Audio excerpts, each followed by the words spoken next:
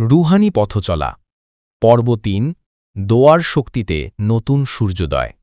জীবনের কঠিন মুহূর্তগুলোতে আমরা অনেক সময় নিজের কষ্ট নিজেই মেপে থাকি, মনে করি আল্লাহ হয়তো আমাদের স্মরণ করেন না।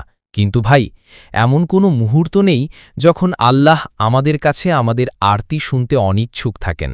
দোয়া হলো আমাদের হৃদয়ের ভাষা, আমাদের রুহের সংযোগ আল্লাহর সঙ্গে।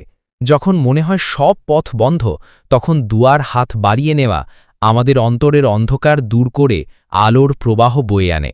আল্লাহ তাআলা পবিত্র কুরআনে বলেন, ওয়াকাল রব্বুকুম উদউনি আস্তাজিব লাকুম ইন্নাল্লাযীনা ইস্তাকবিরুনা আন ইবাদাতি সায়াদখুলুনা জাহান্নামা দাখিরিন।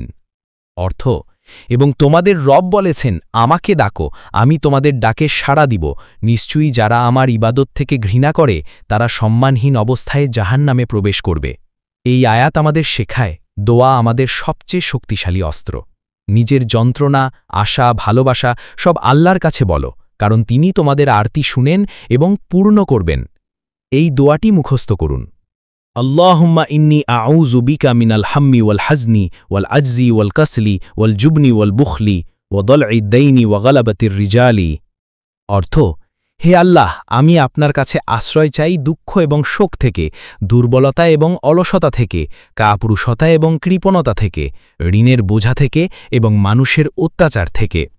আপনি শুনছিলেন রুহানি পথচলা পর্ব ৩ দোয়ার শক্তিতে নতুন সূর্যোদয়, মাসুম বিল্লাহের কলমে।